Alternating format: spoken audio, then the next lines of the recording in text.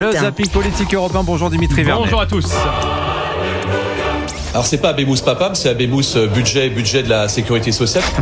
Abemous budget pour le député Carl Olive sur BFM. Oui, il semblerait que nous ayons enfin un budget pour la France. Satisfaction du président Emmanuel Macron. Il y a un débat budgétaire, le gouvernement et le Parlement sont en train d'arriver à son terme et je m'en félicite parce que le pays a besoin de stabilité. Le Mozart de la finance est ravi, le soldat François Bayrou est a priori sauvé en partie. Vous le savez, grâce aux socialistes qui ont décidé de ne pas voter la censure, le patron du PS, Olivier Faure, était sur France Inter. Nous avons choisi non pas de soutenir le gouvernement, mais de ne pas pratiquer la politique du pire. Et patatras, le NFP, joujou de Jean-Luc Mélenchon, se fracasse en direct. Et ça rend vraiment triste le leader insoumis au micro de France 3. Ça fait beaucoup de mal. C'est une très grande déception pour nous. Alors, et surtout pour moi, parce que j'ai quand même bien mouillé la chemise pour qu'on arrive à faire cet accord. Et le voir comme ça tourner en autre boudin, c'est douloureux. Les Corléones insoumis sont de sortie. Bon, j'ai l'impression qu'on vit la même scène en boucle depuis le début de la semaine, là.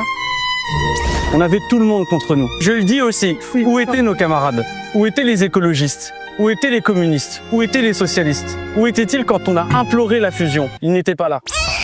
Pauvre loulou, après sa défaite au municipal de Villeneuve-Saint-Georges, le député LFI Louis Boyard tente de passer à autre chose, d'oublier en quelque sorte. Et quoi de mieux qu'une interview confession sur YouTube?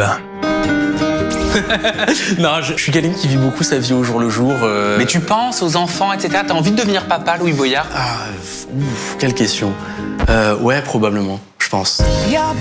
Un mini Boyard, bon, manquait plus que ça. Après, pas de doute, Loulou deviendra plus facilement père que mère. Ça, c'est sûr, c'est une certitude. Des moments aussi où j'ai des prises de poids comme ça, et ensuite je perds du poids. Donc du coup, mon physique, il fait ça en permanence.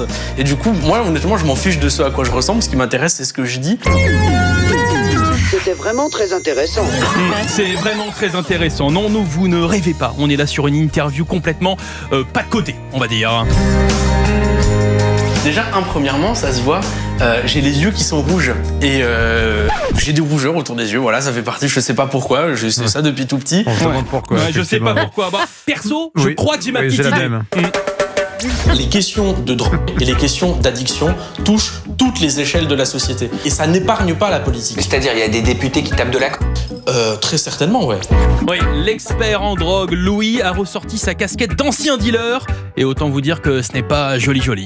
Vous avez des étudiants aujourd'hui qui se mettent dans des situations qui leur font pas honneur. J'ai donné l'exemple d'étudiants qui dealaient pour leurs études. Et puis moi, j'ai raconté, oui, je me suis retrouvé dans cette situation. L'État a tellement abandonné les étudiants que je me retrouve dans une situation dans laquelle j'ai pas le choix. Donc t'es devenu dealer parce que tu t'es senti abandonné par l'État? Ça va, je veux pas non plus m'inventer une vie.